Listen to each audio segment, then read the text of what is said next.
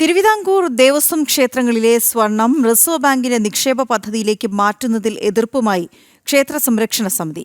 ദേവാഭരണം ഉരുക്കാനും ബാങ്കിലേക്ക് മാറ്റാനും ദേവസ്വം ബോർഡിന് അധികാരമില്ലെന്നിരിക്കെയാണ് നീക്കം. ഓരോ ക്ഷേത്രത്തിന്റെയും തിരുവാഭരണം കൂട്ടുസ്വത്താക്കി നിക്ഷേപിക്കാനുള്ള നീക്കം ആസൂത്രിതമെന്നാണ് സമിതിയുടെ വാദം. പ്രശാന്ത് ശങ്കരമംഗലത്ത് ചേരുന്ന വിവരങ്ങളുമായി. പ്രശാന്ത്, എന്തൊക്കെയാണ് ഇതിന്മേൽ ഉയരുന്ന വാദങ്ങൾ? ഇത്തരമൊരു നീക്കത്തിനെ എങ്ങനെയൊക്കെയാണ് എതിർക്കുന്നതിന് പ്രധാനപ്പെട്ട കാരണങ്ങൾ എന്തൊക്കെയാണ്?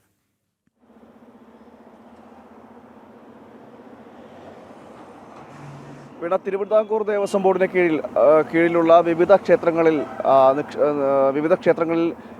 നിന്നുള്ള 535 കിലോയോളം വരുന്ന ആഭരണങ്ങളാണിപ്പോൾ അതിനെ നിക്ഷേപമായി മാറ്റാനൊരു നീക്കം ദേവസ്വം ബോർഡിൻ്റെ ഭാഗത്ത് നടക്കുന്നത്.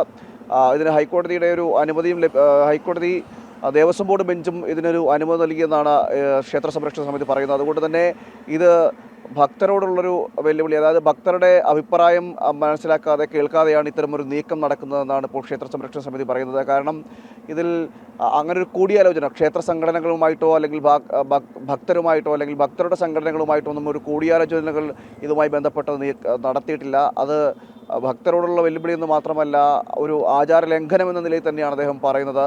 അതായത് ഈ ക്ഷേത്ര സംരക്ഷണ സമിതിയുടെ പ്രസിഡന്റ് ഒരു വാർത്താക്കുറിപ്പിലൂടെയാണ് ഇത് അറിയിച്ചിരിക്കുന്നത്. അതായത് ഈ ഭക്തർ ഓരോ ക്ഷേത്രങ്ങളിലും കാണിക്കയായിട്ട് അർപ്പിക്കുന്നതാണ് ഈ സ്വർണം എന്ന് പറയുന്നത്.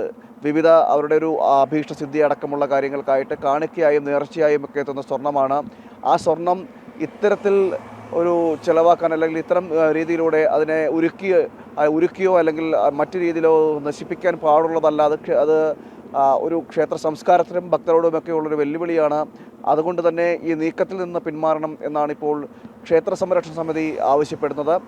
മാത്രമല്ല, ഇത് ഒരു പൈതൃക സ്വത്തായി കണക്കാക്കേണ്ടതാണ്. ദേവന് കിട്ടുന്ന കാണിക്കയായിട്ട് കിട്ടുന്ന ഇത്തരം സ്വർണം കൊണ്ടുള്ള വസ്തുക്കൾ അത് എന്ത് തന്നെയായാലും അതിനെ ഒരു കാണിക്കയായിട്ട് കണക്കാക്കേണ്ടതാണ്, അല്ലെങ്കിൽ അതിനെ ഒരു അമൂല്യ സ്വത്തായിട്ട് കണക്കാക്കേണ്ടതാണ്. അങ്ങനെ ഒരു ഇത്തരം നീക്കങ്ങൾ നടത്തിക്കൊണ്ട് ബാങ്കിൽ നിക്ഷേപിച്ചുകൊണ്ടൊരു നിക്ഷേപമാക്കി മാറ്റിക്കൊണ്ട് വന്നു കഴിഞ്ഞാൽ അത് ഭാവിയിൽ അത് നഷ്ടപ്പെടുന്ന രീതിയിലേക്ക് ഒരു സാഹചര്യം ഉണ്ടാകുമെന്നതടക്കമുള്ള കാര്യങ്ങൾ ചൂണ്ടിക്കാണിച്ചുകൊണ്ടാണ് ഇപ്പോൾ ക്ഷേത്ര സംരക്ഷണ സമിതി രംഗത്ത് വന്നിരിക്കുന്നത്. അതുകൊണ്ട് തന്നെ വിഷയത്തിൽ അടിയന്തരമായിട്ട് ഇടപെടൽ ഉണ്ടാകണമെന്നും പറയുന്നുണ്ട്. കാരണം ഈ നീക്കം ഉപേക്ഷിച്ചുകൊണ്ടുള്ളൊരു ഇടപെടൽ ഉണ്ടാകണമെന്നും ക്ഷേത്ര സംരക്ഷണ സമിതി പറയുന്നു. അല്ലെങ്കിൽ തുടർന്നൊരു പ്രക്ഷോഭങ്ങൾ അടക്കമുണ്ടാകും എന്നും അറിയിക്കുകയും ചെയ്യുന്നു. കാരണം ദേവസ്വം ബോർഡിൻ്റെ സ്വത്തുക്കൾ ദേവൻ്റെ സ്വത്തുക്കളാണ്. ആ ദേവൻ്റെ സ്വത്തുക്കൾ നഷ്ടപ്പെട്ടു പോകുന്നതും അന്യാധീനപ്പെട്ടു പോകുന്നതും ശരിയല്ല എന്നതാണ് ക്ഷേത്ര സംരക്ഷണ സമിതിയുടെ വാദം. അതുകൊണ്ട് തന്നെ നീക്കം എന്തു തന്നെയായാലും ഉപേക്ഷിക്കണം. 535 കിലോയോളം വരുന്ന സ്വർണ്ണമാണ് ഇത്തരത്തിൽ വിവിധ ദേവസ്വം ബോർഡിൻ്റെ വിവിധ ക്ഷേത്രങ്ങളിലായിട്ടുള്ളത്. അതിൽ